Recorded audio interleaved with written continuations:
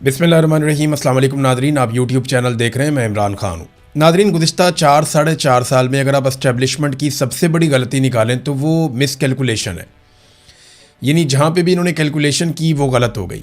Establishment की पहली calculation थी इमरान खान को निकालेंगे और मसला ही कोई नहीं होगा, लोग हमारे साथ खड़े हो जाएंगे।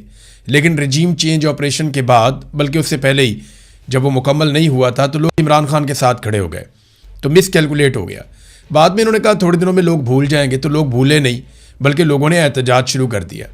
फिर इनकी एक कैलकुलेशन थी कि इमरान खान साहब जो हैं थोड़े अरसे के बाद चुप करके बैठ जाएंगे और अगले इलेक्शन का इंतज़ार करेंगे। इमरान खान ने वो भी नहीं किया, वो भी मिस कैलकुलेट हो गया। फिर इनका अंदाज़ा था कि इमरान खान जेल बर्दाश्त नहीं कर सकता, हम जैसे ही इमरान खान को जेल में डालेंगे वो 10 दिन के अंदर टूट जाएगा, हम उससे माफ़ी मंगवाएंगे और पूरा पाकिस्तान कंट्रोल में आ जाएगा। फिर मिस कैलकुलेट हो गया इमरान खान। वो वक्त और ये वक्त, आज लगभग 3 साल हो गए हैं, इमरान खान इनसे नहीं टूट रहा। हर तरह का जबर इन्होंने आजमा कर देख लिया।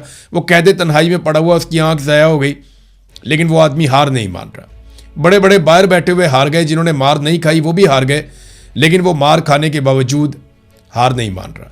फिर इन्हें लगा कि ये इलेक्शन चोरी कर लेंगे तो निज़ाम ठीक हो जाएगा। यानी पहले इनको लगा कि इंतखाबी निशान छीनेंगे, प्री पोल रिगिंग करेंगे, लोग मायूस हो जाएंगे, लोग पीटीआई को वोट नहीं डालेंगे। मगर इसके बरक्स लोगों ने निकलकर पाकिस्तान तहरीक इंसाफ को इतना वोट डाला कि रिकॉर्ड तोड़ दिए, और बाद में इन्हें जाली फार्म 47 जारी करने पड़ गए। तो एक और कैलकुलेशन पाकिस्तान की मिलिट्री एस्टेब्लिशमेंट की गलत हो गई। फिर उन्हें लगा कि हम अपनी जाली हुकूमत बना लेंगे तो लोग मान जाएंगे, तो लोग आज तक नहीं माने। फिर इनकी कैलकुलेशन थी हम मईशत को ठीक कर लेंगे, वो भी ठीक नहीं हुई। फिर इनकी कैलकुलेशन थी कि आहिस्ता आहिस्ता लोग सब कुछ भूल जाएंगे, इमरान खान लोगों के दिमागों से मिट जाएगा, फिर वो कैलकुलेशन भी गलत हो गई। अब कश्मीर में भी ये इसी किस्म की गलत कैलकुलेशन कर रहे हैं। पाकिस्तान की एस्टेब्लिशमेंट की लगातार गलत कैलकुलेशन की वजह से मार खा रहा है। देखें, जब आप बंदूक आपके हाथ में होती है ना, तो आप कैलकुलेट ठीक तरीके से नहीं कर सकते, क्योंकि आपके हाथ में एक हथियार है ना, तो एक फैक्टर वो भी होता है आपके दिमाग में कि ये ऐसे नहीं होगा तो मैं हथियार से कर लूँगा, तो आप सही अंदाज़ा नहीं लगा सकते। तो वो कैलकुलेशन लगातार गलत हो रही है। दर्जनों मरतबा पाकिस्तान की एस्टेब्लिशमेंट की कैलकुलेशन गलत होने का नतीजा आज ये है कि पाकिस्तान का कोई खित्ता भी, कोई एक इलाका भी पाकिस्तान का ठीक तरीके से काम नहीं कर रहा।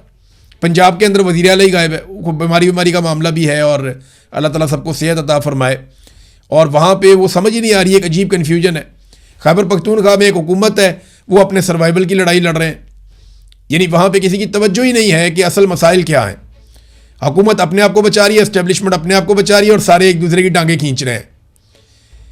और हर कैलकुलेशन गलत होने का पाकिस्तान को नुकसान ये हुआ कि दहशतगर्दी बढ़ गई, मईशत तबाह हो गई पाकिस्तान की, सरमायाकारी पाकिस्तान में आना बंद हो गई, हर तरफ पाकिस्तान में मायूसी फैल गई। पाकिस्तानी जितने ज़हीन लोग हैं, बेहतर लोग हैं, वो पाकिस्तान छोड़ कर बाहर जा रहे हैं। लोग अपना सरमाया पाकिस्तान से निकाल कर दूसरे ममालिक में मुंतकिल कर रहे हैं। और पाकिस्तान ने इन्हीं गलत कैलकुलेशन का खुमियाजा ऐसे भुगता कि पाकिस्तान ने रिकॉर्ड कर्जे हासिल कर लिए। यानी जब से पाकिस्तान बना तब से लेके अब तक इतने कर्जे नहीं लिए जितने कर्जे इन्होंने ले लिए, बल्कि उससे भी ज़्यादा कर्जे इन्होंने 4 साल में ले लिए। और पाकिस्तान में ना कोई डैम बना, ना कोई हमने इलाका फतह किया, ना कोई हमने बहुत बड़े झंडे गाड़े दुनिया में। मिस कैलकुलेशन, और ऐसी ही मिस कैलकुलेशन इस वक्त पाकिस्तान की एस्टेब्लिशमेंट ने आज़ाद कश्मीर में कर दी। ऑफिसर्स की दफातर में बैठी हुई रिपोर्ट्स, उनकी बुनियाद के ऊपर उन्होंने फैसला किया कि ये जॉइंट अवामी एक्शन कमेटी को हम ताकत से कुचल देंगे, इसको कलअदम कर देंगे, इसके लोगों को गिरफ्तार कर देंगे, चंद लोगों को मारा जाएगा, लोग डर जाएंगे। लेकिन इस वक्त तक जब मैं आपसे बात कर रहा हूं, मिस कैलकुलेशन का जो नतीजा है वो रावला कोर्ट की सराउंडिंग में आपको दिखाई दे रहा है। ये सिर्फ एक एहतजाज के मनाजिर है जो लाइव कवरेज के साथ आ रहा है, और ये एक काफिला है, इसके अंदर हज़ारों लोग मौजूद हैं।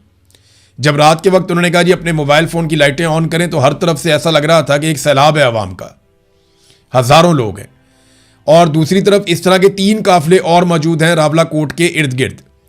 तो रावला कोर्ट को तो घेरा हुआ है जॉइंट अवामी एक्शन कमेटी के लोगों ने, और कश्मीर की अवाम उनका साथ दे रही है। एक चीज़ और सबको याद रखनी पड़ेगी कि जॉइंट अवामी एक्शन कमेटी अभी तक कोई सियासी जमात नहीं है जो इलेक्शन लड़ने के लिए चली जाए।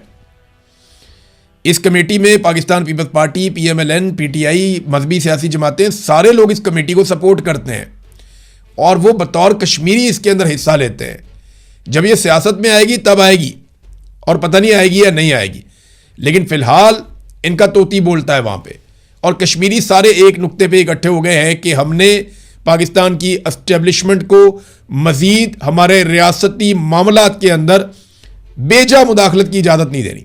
लेकिन कुछ मामलात होते हैं जो सिक्योरिटी के मामलात होते हैं, दिफा के मामलात होते हैं, आम तरीन मामलात होते हैं, उनमें आप इनपुट ले सकते हैं, बिल्कुल लेनी भी चाहिए। एक इंस्टीट्यूशनल एक मेमोरी होती है, आप उनको बुलाते हैं, उनसे आप पूछते हैं कि जनाब इसके बारे में आपकी क्या राय है, तो वो जो उनके पास पुराना रिकॉर्ड है उसके मुताबिक वो अपनी राय आपको दे सकते हैं। बिल्कुल उनका इतना इनपुट होना बहुत ज़रूरी भी है और उन्हें तनख्वाह भी इस बात की मिलती है कि बवक्त ज़रूरत उनसे पूछा भी जा सके, उनसे काम भी लिया जा सके। लेकिन जब वसाइल के मामलात के अंदर, ट्रांसपोर्ट के मामलात के अंदर, मज़हब के मामलात के अंदर और बजट के मामलात के अंदर हर चीज़ के अंदर एस्टेब्लिशमेंट घुस जाती है ना, तो फिर लोगों के मसाइल हल नहीं होते, तो लोगों को लगता है कि कब्जा हो गया।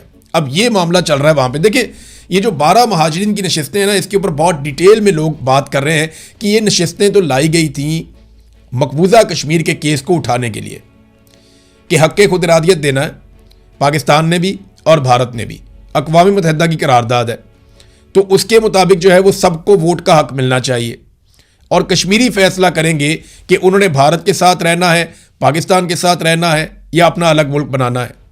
यही अक़वाम मुत्तहिदा के पास ऑप्शन यही है ना, और करारदाद यही कहती है कि कश्मीरी ही फैसला करेंगे अपने मुस्तकबिल का, ना भारत फैसला करेगा ना पाकिस्तान फैसला करेगा। तो इसलिए पाकिस्तान ने एक बड़ा अच्छा जेस्चर दिया था कि मकबूजा कश्मीर की 12 मुहाजिरीन की नशिस्तें रख ली थी पाकिस्तान में कि जनाब हम यहाँ पे जो असेंबली बनाएंगे इसके अंदर ये जो 12 नशिस्तें हुआ करेंगी ये नुमाइंदगी करेगी मकबूजा कश्मीर की। तो इसको बड़ा अप्रिशिएट किया गया था, नीयत बुरी नहीं थी जब ये काम किया गया। लेकिन हुआ क्या, वक्त के साथ साथ पाकिस्तान की एस्टेब्लिशमेंट ने इन सीटों को आज़ाद कश्मीर में हुकूमतें बनाने और गिराने के लिए इस्तेमाल करना शुरू कर दिया। यानी वो जो बंदूक आपने खरीदी दुश्मन के खिलाफ, वो अपनों के ऊपर ही तान दी गई। वो हथियार जिसे इंडिया के खिलाफ इस्तेमाल करना था वो कश्मीरियों के खिलाफ इस्तेमाल होना शुरू हो गया। अब ये 12 बंदे बाहर से जीत कर आते, इनमें से 8-9 बंदे जो हैं वो वजीर बन जाते और आज़ाद कश्मीर का पूरा निज़ाम जो है वो एक ऑफिसर बैठ के, एक फौजी ऑफिसर बैठ के वो चला लेता था इन्हीं बंदों के जरिए से। जब दिल किया हुकूमत बना दी, जब दिल किया हुकूमत गिरा दी। तो ये एक बड़ा अलमिया था इन 12 नशिस्तों के साथ। तो लोगों को जब समझ आई उन्होंने कहा जी ठीक है इनको हटा दें आप बीच में से, क्योंकि उनके जितने अवामी मुतालबात सामने आए ये नशिस्तें उनके रास्ते में रुकावट बन जाती थी, इन पे बैठे हुए वज़रा रुकावट बन जाते थे। वजह क्या थी, इन्होंने कश्मीरियों से वोट ही नहीं लेना था। ये आज़ाद कश्मीर के लोगों से वोट नहीं लेते थे, ये तो लाहौर में, पेशावर में, ये इधर रावलपिंडी में, ये यहाँ से वोट लेकर आते थे ना। तो जब ये वोट यहाँ से लेकर आते थे तो इन्हें इस बात की कोई परवाह नहीं होती थी कि आज़ाद कश्मीर के लोग इनके बारे में क्या सोच रहे हैं। तो जो इन्हें हुक्म दिया जाता था ये अपनी वजारत के अंदर वही फैसला कर देते थे, वही नोटिफिकेशन जारी कर देते थे। तो आज़ाद कश्मीर के लोग सर पकड़ के बैठ जाते थे कि भाई इनको कैसे काबू करें। तो उन्होंने तंग आकर कहा जनाब ये सीटें ही ख़त्म कर दें आप, हमें नहीं चाहिए। अब इसका एक हल था बड़ा अच्छा, वो ये कि आप इन सीटों को बिल्कुल रखें, सिंबॉलिकली रखें कि जनाब ये सीटें मौजूद रहेंगी, ये असेंबली में आकर बैठेंगे भी, लेकिन हुकूमत बनाने में और हुकूमत गिराने में इनका कभी कोई किरदार नहीं होगा। अब तक के लिए इतने, अपना ख्याल रखिएगा, अपने चैनल का भी। अल्लाह हाफ़िज़।